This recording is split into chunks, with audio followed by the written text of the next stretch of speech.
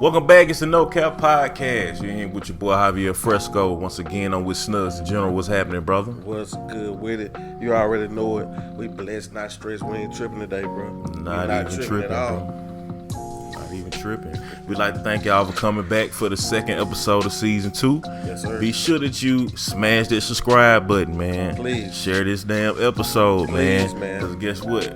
We need you to do that shit. We about to start doing these giveaways. Hey. And the only way you're going to be able to be involved, man, if you know what's going on. You got to be notified. Hit that notification bell. Got to tune in. Got to do it. Man, what's been good with you, though, bro? What's good for the week? Man, listen, I just been, doing this in-home learning. Man, that shit been wearing me the fuck out, bro. I feel like I'm in the second grade all over again. I'm in the second grade changing diapers. It's wicked out here. Man, hard out here for a pimp, man. All the way. That's crazy, man. Man, so we gonna get into it, man. We gonna start the show, man. You already know. Bro, you remember the text message I sent you earlier this week? Yeah, I do. With the lunch. I sent bro a text message earlier this week. This chick, it was like a little meme or whatever. I think it was a meme. We can call it a meme. Man, it said that a chick said that if you trying to buy me a $20 lunch, you messing with the wrong chick, or something to the effect of something to the effect that I can't do nothing with these me like, $20 for lunch. Yeah. I can't do nothing with $20 worth of lunch. Like, you spending $50 and $60 on lunch. Bro, come on, bro. What's going on? Bro. What are women going through? What's the problem? Man, I don't know, bro. It kind of go back to what we talked about last episode, bro. It's like, I don't really know the differences in terms of what black men and black women require from each other right now. You know what I'm saying? It's like, $20 for lunch. Where you finna eat lunch at? Bro, what you thinking about going for lunch? Then where you going after lunch? Because if I eat $20 worth of food for lunch, bro, like I'm out of there. It's over. Straight itis. Like, sleep. So these gotta be females. These gotta be females that are not like working jobs. They just chilling at the crib. And they messing with niggas with money. They might have sugar daddies. It gotta be one of these females, something to this effect. Because a regular woman, they are working jobs. They going back from lunch and they ain't doing a bitch ass thing. For real. After they eat lunch. Bro, what are bro, you, like where you are say, you going for lunch? For Nobu? Man, listen. Like, for real. You can eat lunch at Papa Do's possibly for $20. But what? how many people? I said you could possibly eat Papa Do's for lunch for $20.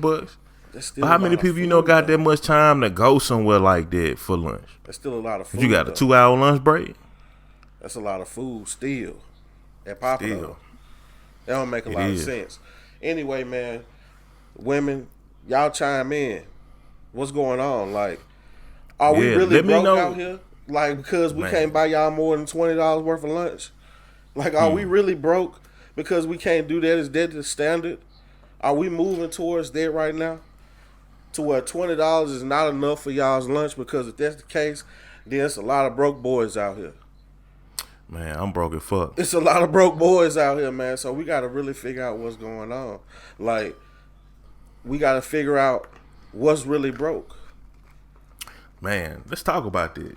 What's really broke? Because I think it's a couple different ways you can look at broke. Yeah. Right? I think it's the financial aspect. And then it's just a broken mentality, bro, amongst our people, too. Yep. You know what I'm saying? So, broke versus broke. You know what I'm saying? Because a lot of these females, if you need a nigga to give you $20, she probably broke, too. You know what I'm saying? And you just need this nigga to shell out more cash because you broke. Man, they say 2 wrongs don't make it right. 2 brokes don't make you rich. For real. You know what I'm saying? Real talk. If you look at it, man, nothing from nothing leave nothing. So, I mean, but at the same time, though, I think that's an unrealistic expectation of what a guy or what a dude that's dating you is supposed to supply you with. You understand what I'm saying? I don't get how if I was dating someone, she text me on lunch and say, "Babe, I need some lunch money." And I shoot her $20. And she say, "What's this?" It's like, lunch money. So now $50, $75 is lunch money? Bro. Man, listen. What you doing for lunch again? Bro, it's something get broken drunk. with that, man. It's something broken with that system. I don't understand. But I think that's what's going on. Like, it's just a lot of unrealistic expectations that women have for dudes nowadays. And it's usually younger women. You know what I'm saying? They have these unrealistic expectations that dudes supposed to just have. Everybody's supposed to be a millionaire because everybody look like a millionaire. And that's another thing that's broken with our community. We rather look rich than be rich. Man. You know what I'm saying? We rather look rich and have on Louboutins and have on every pair of Jordans that come out and drive a certain type of car. You know what I'm saying? Or whatever. And look rich instead of really being rich. Right. That's right. And I'm with it. Yeah. So, I mean, we gotta reverse that. We gotta reverse that. You know, somehow we gotta reverse that. How do you think we can reverse it? Because it's a lot of people in a completely different situation to where female dating a dude that can't get him 50 cents for lunch. You know what I'm saying? And that's the ugly part of it. And they just living in it. You know what I'm saying? In their reality, like, bro, I ain't gonna do nothing but sit at home, play the game, drive my car around all day, smoke dope in my car. Blow some gas with it, homeboy. Pick up some hoes in my car while I'm at work. For real, man. Then come back to the crib and play the Xbox. And then pull the laptop up when he hears the garage door go up. And click on Indeed real quick like he just got through filling out a job application. And this is real life, the lifestyle of niggas, man. Like, why? You know what I'm saying? That don't make sense, man. But that's another situation. That's another aspect of it right there. You really don't accept it. We got to demand more from each other, bro. And this is from not just from a relationship sense, it's from an overall sense when we talk about the culture and we talk about our people. You know what I'm saying? We got to demand more from each other. I can't imagine, you know, feeling insignificant because I can't give you $20 for lunch. You know what I'm saying? Like, that's crazy. I'm insignificant, bro. I'm married and my wife don't ask me for that much money for lunch. I'm insignificant. If I gotta be insignificant out here in these streets, dog, then so be it. Because go back to last week episode, the power of that P, bro. Bro. So let's go. So let's do the flip side. Mm-hmm. So you think it's dudes out here that's really like $75 lunch niggas? Possibly. Who, rappers? As the saying goes, bro, it ain't tricking if you got it. A lot of niggas live by that code. It ain't tricking if you got it. Rappers. I'm not that nigga. I'm not single either. Exactly. But if I was single, just know I'm not that nigga. Yeah, bro. If I was out here, I wouldn't be that guy. I'm not that guy, dog. $75 is a lot of money for lunch. This is that. Lunch is recurring, dog. Lunch is every day. And if we not at maybe she on vacation or some shit. Maybe it's just a week that she took some days off. She took some PTO. She ain't got nowhere to go. Maybe she just want to have a good time along with having lunch. Because it sounds like you want some drinks. It sounds like you want an experience more so than lunch. Where are you going to get this? Ruth Chris? I don't know. That's what I'm asking. I don't know, bro. I mean, okay. But I mean, we could go on and on. Exactly. We could just about that. Yeah, man. But I mean, just to kind of piggyback off the situation of, you know, demanding more from each other. Yeah. As a people. You know, this is a podcast for the culture, bro. You know, we all about our people, our culture, and always trying to give ways to help advance and progress our people. Yeah. And there's a lot of people who are stepping into the roles Like, I think when we first started talking about certain things last season, like with the George Floyd situation, we talked about the lack of leadership. You know what I'm saying? And it's a lot of people now who are actually stepping up and taking action and actually being on the forefront and on the front line when it comes to what we doing in terms of trying to get some advancement for our people. Right. One of those people being the Grandmaster, the official. The official. Come on, and I don't mean to quote unquote you. The official Grandmaster Jay. Grandmaster Jay. Now, a little while ago, Grandmaster Jay and his the NFAC, they pulled up on Stone Mountain. Yeah. You know what I'm saying? KKK headquarters. Yeah. Recently, a few days ago, they just pulled up in Louisville, Kentucky. TTG.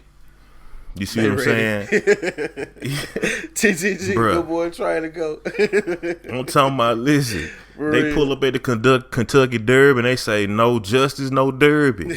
And they all strapped. They all strapped. Did you see anything, related to what happened? Yeah. How it went down? So, the article that I read, I hope that these are the reporters and them folks ain't just got in their bag and just ready to go to war. Because the quote that I read, it said that they were urging the police to use force from across the fence at the Kentucky Derby. I understand it as that might be how the reporters felt. They might have, they might have were scared because they was out there and they just wrote that because it looked like they antagonizing if they come in a big group with guns and stuff like that. It looked like they antagonizing the police. Anytime you see a group of black people dressed in all black strapped, I mean, it's already a threat in their mind. Yeah, exactly. But another group can do it and it's peaceful. So I'm hoping that they were just out there to protect the protesters. You know what I'm saying? Because that could go a totally different way, bro. Well, I mean, I watched some raw footage, right, of them showing up down there, as well as watched some interviews, like the raw footage of the interviews before the news reported it. And from what I understand, that the NFAC never wanted to be around protesters. Okay, you see what I'm saying? Yeah. So it's kind of like Grandmaster Jay was saying that they sandwiched them between protesters and the police. You see what I'm saying? So it's like they was almost trying to mix in the groups and try to make it seem like it was a hostile situation. So if the protesters start feeling like, oh, these niggas coming out here and they got guns, we could turn up, it all reflect back to NFAC. You see what I'm saying? Yeah. Whichever way that bar swayed, you know what I'm saying? So now he was in a position where he had to remove the NFAC from that particular protest because they were in a situation or in an area where they weren't supposed to be around protesters. Okay. Then they set it up like that. Dangerous. So, yeah, super. Because if they need to retreat, they'll have to run people over. If the police get rowdy and they start firing, then they gonna have to run over innocent people. I can understand that. And now they shooting at unarmed people. You know what I'm saying? The NFAC come out with the capability to fire back. Right. With the willingness to fire back, but with the discipline to understand, like, we're not gonna aim at you unless you aiming at us. Right. You see what I'm saying? But now you're putting us in a situation with people that are unarmed, who are fueled by emotion, and we out here tactical. We organize. We move in a certain way. Yeah. And you can't mix the two. It's like oil and water. I mean, I love what they stand for. What the NFAC stands for. As militant as they are and disciplined as they are, I love what they stand for. The only thing that I don't like is how they pop their head out of the shell like a turtle. Every now and again. If you gonna show force, then show force. You get what I'm saying? Like, you gotta be that force. If you gonna be that force, be that force. Don't be so, you know what I'm saying? Now ain't the time to do that. Now is not the time to retreat and be ducked off and, okay, we gonna come out when y'all need us. Nah, we don't need that now. I don't really get that from them, though. From this group, I get that. See, how long has this been going on? We don't know how long it's been going for them. We just know from when we first started seeing them. Exactly. But from like what I say, this group moves differently. They move sporadically. They move on based on their own timing, and they move based on how they organize. Okay. It's not something to where they just trying to pull up at everything. It's not like the Black Panther Party. Okay. And then I actually heard a young lady question, what are young Black Americans who are trying to do the same type of thing and stand up for their people? What do they do? And his reply simply was just like, let us be the blueprint. So they abide by the law. They know the law, so they don't break the law. You see what I'm saying? But it's not like they trying to be super save a hoe. They pick and choose their battles, which I understand because it's only so much one group can do. It's not like they're the same size as the National Guard or the United States military. You see what I'm saying? Yeah. So it's got to be a lot of different subgroups that adopt the same mentality that can be able to push that same type of pressure in certain situations in different areas in the country. But that's what I'm saying, though. They got to be if they're gonna be the blueprint, then to read a blueprint, it has to be visible. It got to be on your table. But the thing about it, bro, you got to think about transparency. In and out, they coming in. You got to think about transparency, bro. We at war. If you're looking at it like the way they looking at it, we at war. So I can't lay out my game. It's just like if I'm a head coach of an NFL football team, I'm not gonna go leave my playbook out just so college coaches and high school coaches can emulate what I'm doing so they can, what I'm saying? Because I'm trying to make the game better. I'm not going to let you know my game plan. I'm going to move strategic. And I think that's been the problem with Black folks for too long. That's what's been wrong with this country for too long. We let everybody know what we capable of doing. We let everybody know what we going to do, when we going to do it. And you can't really move like that if you want to be successful, bro. We should be producing more factions. That's what I'm saying. At a higher rate than we are. Right. But I believe that the only reason why that's not happening is because these dudes are not as visible as they should be. If they were always visible, if they were not just so much rowdy, remain disciplined, remain the order, but be more visible, then you can inspire more people to do the same thing that you're doing. You got to be visible. I'm not saying give away your game plan or your position or nothing like that. It's like when the president called in the National Guard. You get what I'm saying? Like the National Guard ain't the National Guard is the order. Really, right. You know what I'm saying? In domestic, they are the order. They are above the police. You get what I'm saying? Mm-hmm. So that's what we gotta have a front like that. Show a front like that. Don't come around there and get ready, but be the order for the protesters. That's what I'm saying, because protesters are just out here now. You know what I'm saying? Like Black Lives Matter. Black Lives Matter is just like I kind of got a bad taste in my mouth about them.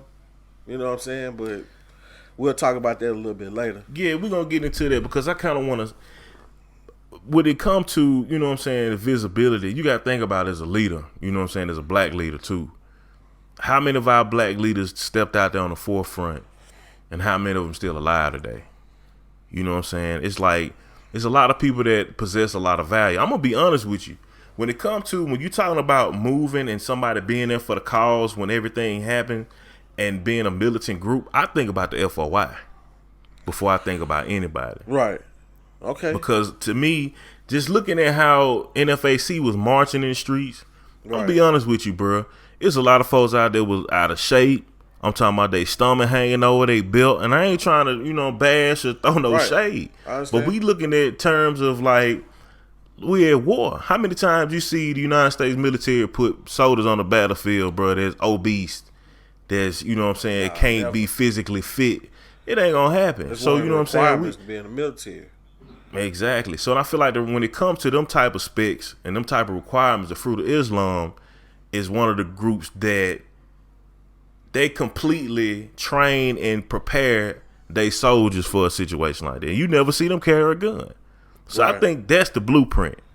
But Grandmaster Jay, to me, I feel like is a leader, and I think he's gonna, depending on how much time they give him. I hope they don't do nothing to this brother. I hope they let him, grow and help be able to be a help for our people.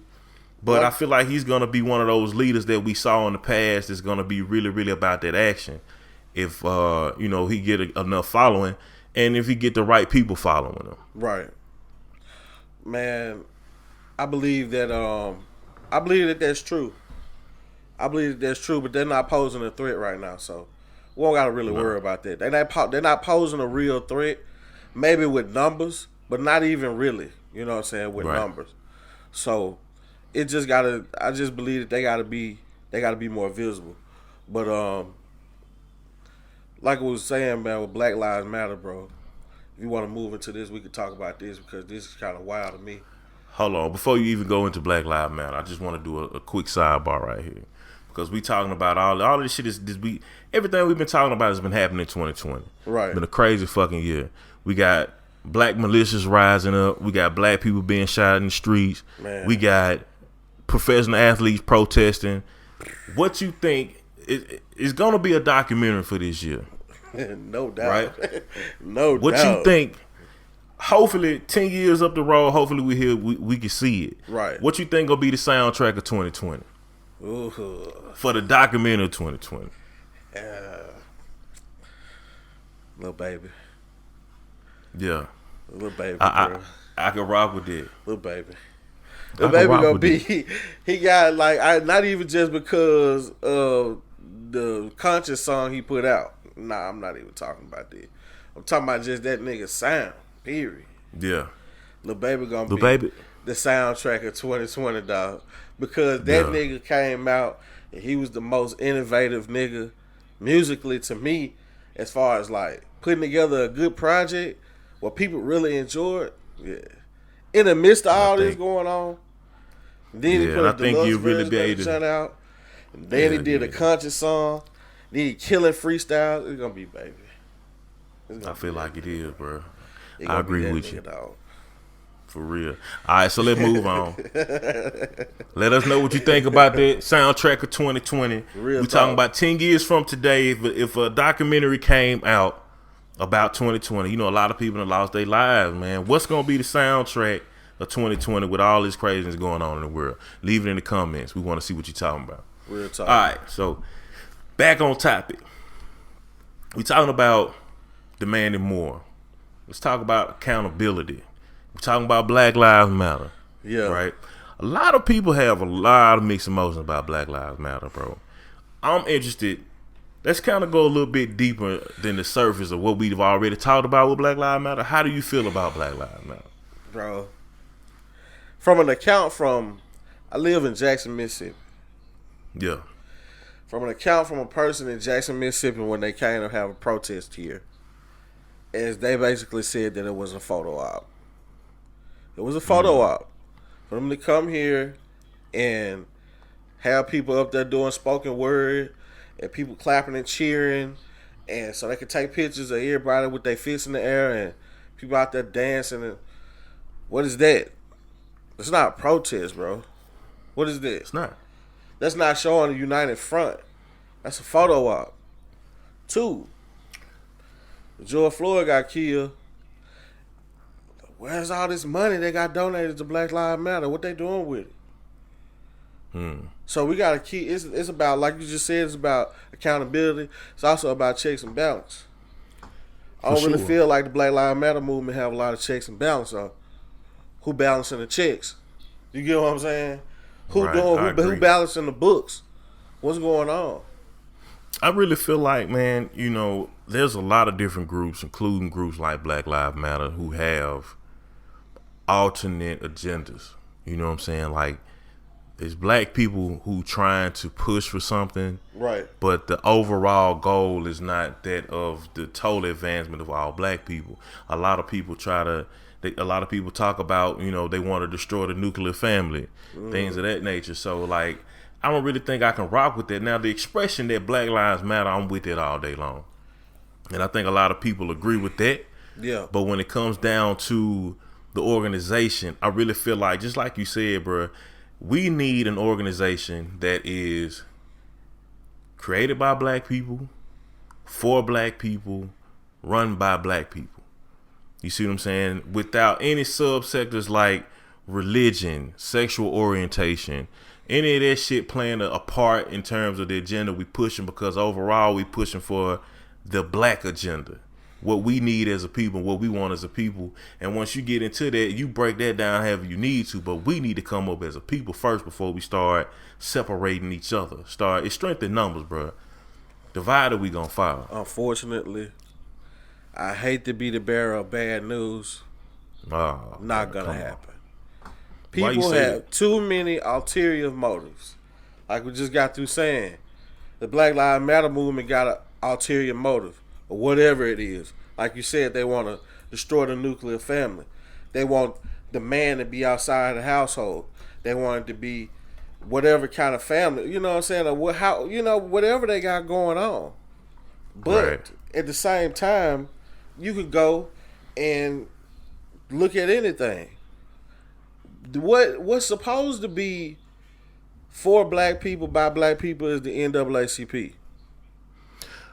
But it's not founded by black people. But the NAACP is not. It's like everything that we touch, we corrupt. And that's the part that upsets me. That why we know more than we show that we know. You know what I'm saying? Because we try to keep it for ourselves. Crabs in the barrel. The information that I have, I should be sharing with you. And you should be sharing your information with me. And both of us should be sharing our information with another one of us. So we can build our community like that. That's what I feel like. It don't even gotta be a faction. It don't have to be no group. It should be group think. Just a code. Yeah, it should be group code think. Of ethics. This is how we do stuff. This is how we conduct ourselves. I'm big on it because that's what my mama taught me when I was a kid. You know what I'm saying? When you go out, it's a certain way you conduct yourself. You say yes, ma'am, no, ma'am. You say yes, sir, no, sir. Why? I mean, why we can't do that as a people if we have these values that we hold at, you know, in our family structure? Then why? I mean, why we get amongst each other and act stupid? There's something else we talked about too. There's something else we talked about previously. You know, we have to value each other, bro, before we can expect anybody else to value us. Yeah. They kind of go back, and then so we talk about that in a sense. We talk about certain people who come into the culture and they exploit black people for their own monetary gain. And we give away too much game. We do. And we give too much of our presence away to people who benefit from it, who don't reciprocate that back to the individuals that they get that gain from or the communities that they use, that they're exploiting.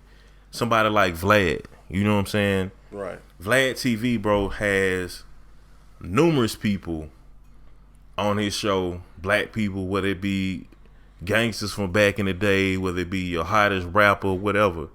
They come do these Vlad interviews, and Vlad make millions of dollars off black content. Not to mention, Vlad's one of those people. He's been in the news now here lately. He's been misquoting the minister Louis Farrakhan. I almost said Martin Lewis King. But he had the minister Louis Farrakhan. You know, he's had made some statements about Jewish people in the past, and a lot of people take some of them statements that he say out of context, and they really don't take the full essence of what he said in those particular statements. And this was years ago when he said what he said. But Vlad is one of those people that's been going on and perpetrating and misquoting the minister. So here recently he had a video, I want to say with D.L. Hughley, and he went back and he cut out the part of what he said about the minister because I guess he found out he was wrong about what he was saying. Yeah. But still, he's still a person that's been getting in on the culture, asking all these questions, putting all these people, airing all these people news and business out, and he been the one getting money from it. They don't get no money from it. How you feel about people like that? Culture, like they culture leeches, culture vultures.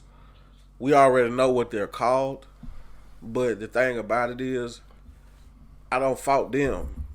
That's why I'm a difference of opinion. And I'm gonna play devil's advocate on this because they ain't their fault. They just being capitalistic. White people Right. Vikings. White people go take stuff. I feel like he saw opportunity. Yeah. I feel like he saw opportunity and he really just capitalized on it.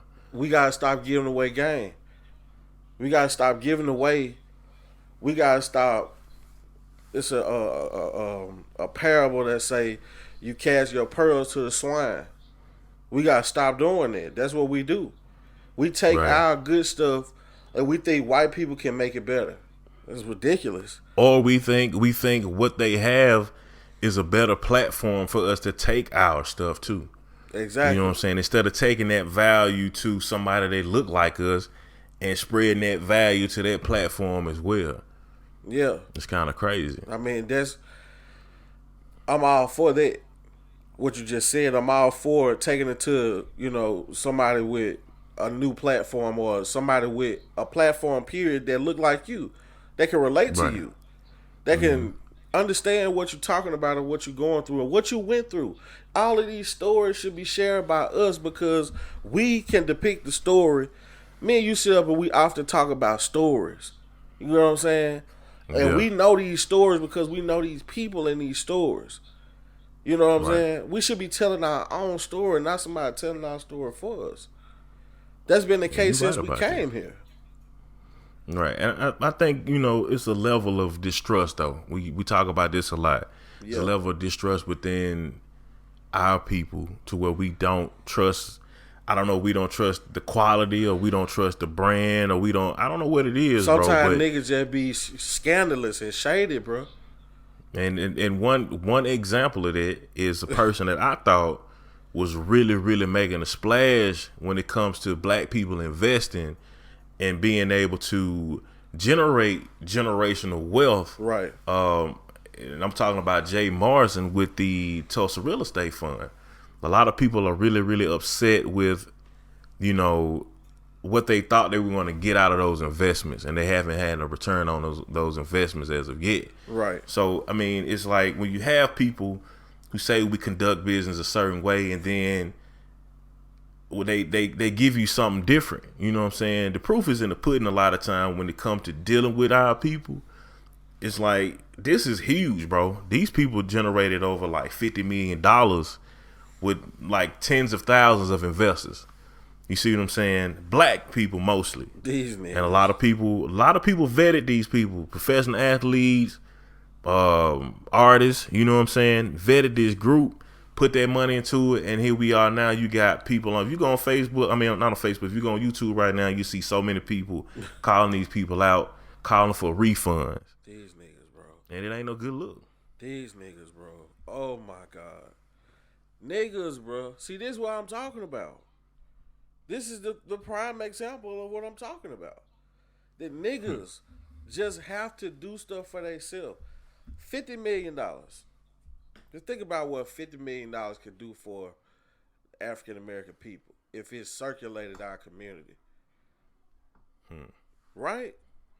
Right. If it circulated more than 6 hours, which is something else we talked about that y'all gonna have to go listen to in previous episodes. Why our dollar only circulate our community for 6 hours? Because it is stupid shit. Man. Because everybody want to take their money somewhere where they feel like they can trust it.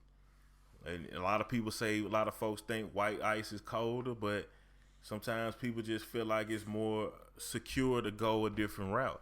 And as long as it's like that, because a lot of times, bro, it's a fact. And as long as that's a fact, that's what I'm saying, bro. We got to hold each other accountable. As long as that's a fact, economically, we as a people never get where we trying to go. Now, because we could do it. Now, what I'm gonna say is, I'm not gonna totally just get on our case. I'm gonna congratulate where congratulations are deserved. Now, Citizens Bank got like a top. The CEO of Citizens Bank is a black dude. Mm-hmm. Shout out to the 85 South show. They had him on. You know what I'm saying? They had him on the 85 South show. Okay. And he was like, Citizens Bank is a black bank, which I did not know. I didn't know that either. Citizens Bank is a black bank. They put some money together to build a bank so they can have somewhere to put their money in their community. Like, why hasn't this continued? You know what I'm saying? Why hasn't this continued? Because it's no more camaraderie amongst black people. Everybody's kind of out for themselves. Right. It's no trust. It's no camaraderie. It's a lot, like you said, it's a lack of knowledge as well, because we didn't know this was a black bank. You know, but at the same time, what are these banks really looking out for us though? Are they really giving us what we need? Because that's another thing. There's another group we got to hold accountable. Yeah, we can go put our money in your bank, but is your bank gonna reciprocate? Because you gonna make money off my bank, you gonna make money off my money. I'm sorry, that's in your bank. Yeah. You see what I'm saying? So, am I gonna be able to come to you and get a loan so I can go start some development in this particular area? Am I gonna get a loan so I can start a small business? Yeah. Am I gonna get a loan so I can do whatever? You know, and that's the thing. Like, we can bank black all day long, but if these black banks are not, you know, putting us in a position where we can leverage, because that's the whole point of us trying to bank black. Yeah. Man, I'm just. I wish there was a different way that we could come together, other than just starting to, excuse my language, you know what I'm saying, like, fuck with each other. We gotta really just fuck with each other when it boils down to it. We gotta do that. I agree. For real. And not just talk about it. Yeah. We definitely gotta start somewhere. And I think people like Dr. Claude Anderson, who has a book called Powernomics, he speaks very, very deeply about what we need to do in terms of black people. A lot of people have the ability, bro, to address a problem. Right. You know what I'm saying? Motherfucker can say, well, black folks account for this much money in the United States and they put all the money in every other community. What's the solution? You know, we looking for people that can provide these type of solutions that we can move in a direction where we can start getting the ball rolling in the direction that we trying to go. You know what I mean? Right. Man, Dr. Claude Anderson got one of the coldest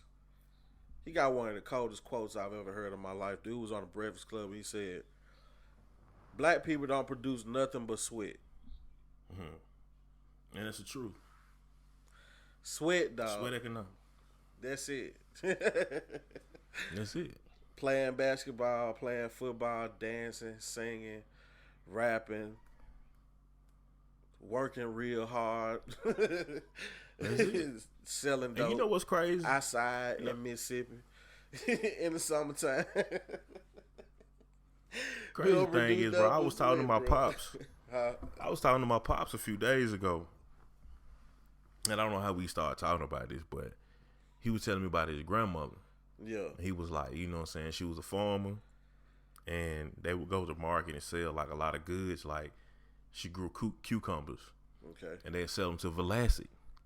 Vlasic Pickle would buy cucumbers from, yeah, shit crazy, right? So, you're thinking about production. She was producing a lot of things outside of sweat. Like something that was tangible that she could put her hand on and move, units that she could move. Right. And was always from livestock to crops or whatever, was always able to sustain based on what she was able to produce, that was tangible, other than the fact that she had to get out. She was out, singing, dancing, whatever, performing. Yeah. Or, just selling her hours for time, for money, selling her time for money. She was able to actually go to the fields and produce and sell or trade. You know what I'm saying? And that's something we got to get back to. The bare necessities, bro. We got to really get back to that. That's the truth. That's the truth, man. But I'm going to be real with you. A lot of niggas is too hot for niggas outside to be, like, playing cucumbers. Niggas weak. Niggas not finna do that, cuz. Niggas weak. Niggas not it's gonna crazy. do it. Niggas not gonna be farmers. And that's sad, though.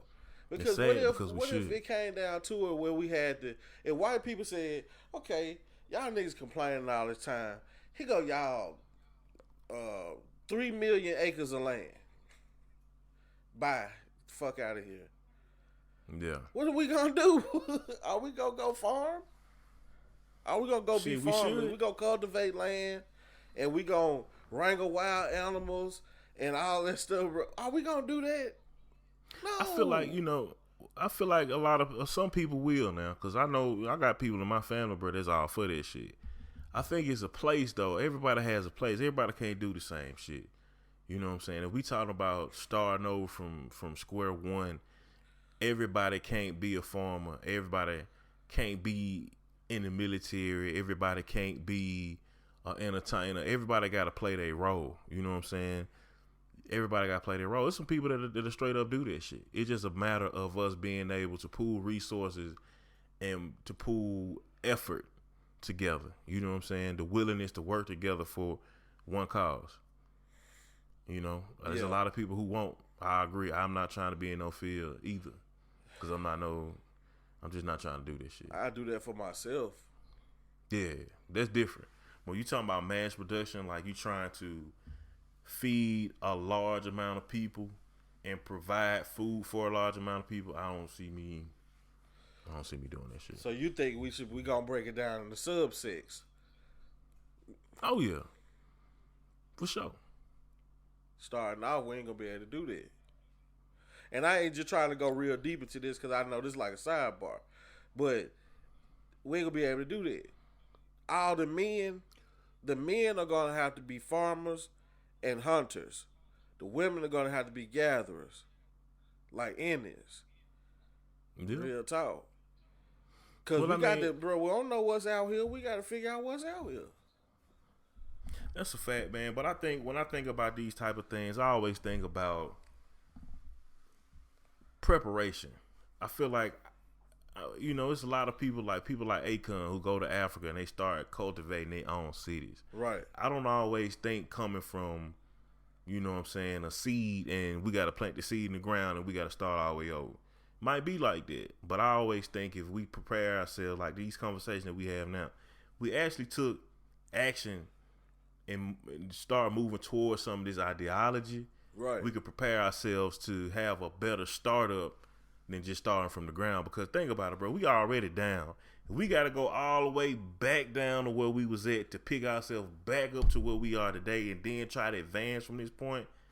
That's a lot of fucking work. And a lot of us that's living right now won't even never see the end product. So we got to start setting this shit up now from where we can build from something instead of building from nothing. If that makes sense. Yeah, I get it. I understand. I totally get it. But if we just get what we're asking for, well, I guess it's a lot of people with a lot of different ideologies, though.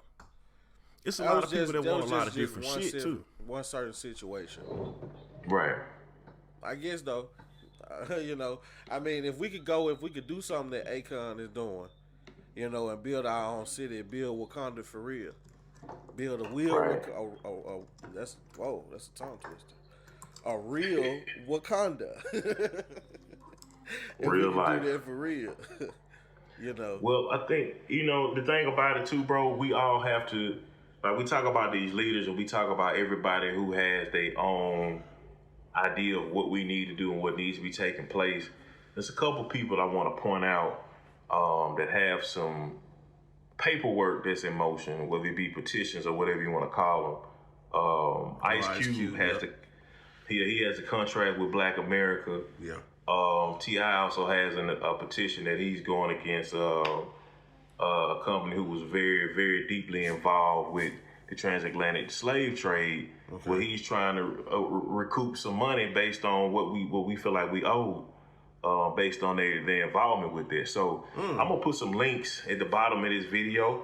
I'm encouraging everybody, man, go sign up, sign these petitions, look into this contract with Black America so we can kind of see the footprint, the blueprint of what we need to be going and what we need to be jumping in at, because we all need to have, like I said before, we don't need a group of people who Black who want something else.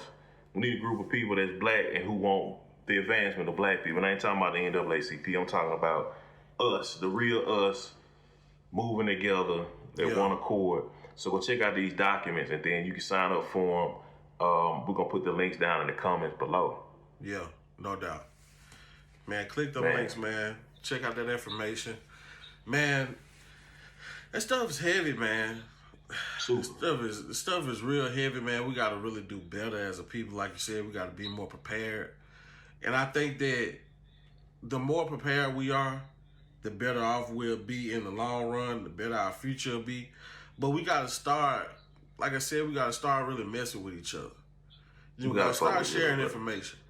If you know something, if you know how to dig a hole wide and I know how to dig it, then teach me how to do it. You know what I'm saying? If you know how to do it quicker, you know how to do it more efficiently, you know how to do it. Yeah. You know, man, share your information, man. Share your information and urge others to share the information that they and let it be a barter system. I don't believe in getting something for nothing. You know, let me offer what I have to offer you. You know, let me tell you what I have to. Let me share some information with you as well. So let it be a barter system. That way we'll accomplish a lot more, a lot quicker. Right. I'm with it, man. So we just gave people a lot of heavy information, man. What can we get them to kind of lighten this load up, man? We gotta get out here on a good note, on some funny shit. Tell me something funny you heard it. Man, my brother, I was talking to my brother, and he was saying how weird white people are because they care that the Kardashians not finna be on TV no more. Really? I didn't know that. Yeah, it's over with. They closing their life off to America. They closing it off. The Kardashians are giving up. They quit. They done made so much money off that shit though, bro. And that's exactly what we were talking about. Man, these folks that pimp their life out, bro. They pimp their whole life out. And anybody who came into their life, they pimp their ass out too. For real, Odom. He'd have been through the ringer. He done died and came back. Man, bro, Kanye, he'd have been through his ups and downs. For real. You don't really hear too much about Travis Scott, though. Travis Scott be real low-key, man. Travis Scott in these streets, killing. Bruh. He is. I just got back from a trip from Chicago. Pull up to the McDonald's in Chicago. They say, you want to go sicko mode? What? Yes, you want to go sicko mode? What is sicko mode? What are you talking about? It's a Travis Scott song. Travis Scott got a deal with McDonald's, dog. He got Travis Scott meal. Oh my goodness, bro. It's $6. What's in it? It's just some fries. It's a burger. You know what I'm saying? It's a burger. And the drink. He got the burger made a certain way, like how he would order it, though, or something like that. Yeah. I think Popeye did that with Migos. They did that with Migos, but, bro, McDonald's, bro. This man already got Jordans. Travis Scott got Jordans. And they some of the most expensive Jordans on the market. It's a conversation for another day. And y'all gonna realize that your boy sneakerhead. But we'll talk about that later. Yeah. But just imagine you pull up to a McDonald's and they say you want to go sicko mode. Yeah, I would have been thought. I'm like, man, why you playing with me, bro? Like, you want to go sicko mode. And then he had a t-shirt. He got merch. In McDonald's? He got a red McDonald's t-shirt, bro. If you can insert a clip, please insert a clip. Okay, I got you. It's a red McDonald's t-shirt. They got Cactus Jack on it. Oh my goodness, bro. This is huge. This is huge for a nigga from Houston, bro. Major. Nah, man, ask you this. We started off talking about the Kardashians with this. Yeah. How much do you attribute the connection? Majorly. Because Kylie Jenner, bro, oh my God, she a billionaire, dog. The youngest one. That man rubbing elbows. What you mean? Bro, that man in the room with the elite. Bro rubbing way more than elbows, but it's putting him in the position to rub some elbows. For real. I hope that man know that, bro. It's over. I'm talking about I'm talking about with Kylie Jenner. He rubbing way more than that about. If that's the vehicle, I ain't gonna get into that shit. Hopefully that's not the case, bro. I'm really trying not to put myself in a position where I think all black folks with the Illuminati just because they get a lot of good shit going on. For real, bro. I really feel like it's about relationships. Can we cut that out? Can we stop that? We got to, bro. We gotta stop that, man. When black people come up, they all did not sell their soul to the devil. Please look at me. I'm gonna tell you, motherfuckers, their soul to the devil. I'm telling you. I'm gonna tell y'all something. Y'all better not do that shit. Go look at how many subscribers we got right now. By the end of this motherfucking video, it'll be way more because you motherfuckers gonna be subscribing because I just told you to do it again. Don't be disobedient. Now, if we go from 0 to 100 real quick, don't put that Illuminati shit on me, man. Cause I ain't with this shit. I'm trying to tell you now. The God work. For real, man. For real, man. Let us be good at stuff, man. God, let us be great, man. Without that Illuminati shit, man. Man, I can't be bought. Man, y'all go check out season 1 too, man. Man, check out season 1. You got to go backwards, man. We had some very good conversations. We got some very good episodes. Man, keep tuning in every week. Man, we gonna keep pumping this content out, man. Week after week. We gonna keep bringing it to you raw, no cap. Man, you got anything you need before we get out of here, bro? Man, I just want to say, once again, smash that damn subscribe button. Do that. Like and share this shit, man. We got some giveaways coming out soon. We really want to see some more engagement, though, before we start giving out these giveaways, because I want to be giving gift cards and shit out to my mama. Like, you know what I'm saying? I want to give it to some of y'all who really want it. I can give my mama money anytime. So, go ahead. Do what I told you to do. It's the No Cap Podcast. Thanks for listening. See you next week. Thank you for watching the No Cap Podcast. Make sure you smash that subscribe button, like, and share. Follow us on our Facebook page. Stay tuned for prizes and giveaways. This is the No Cap Podcast.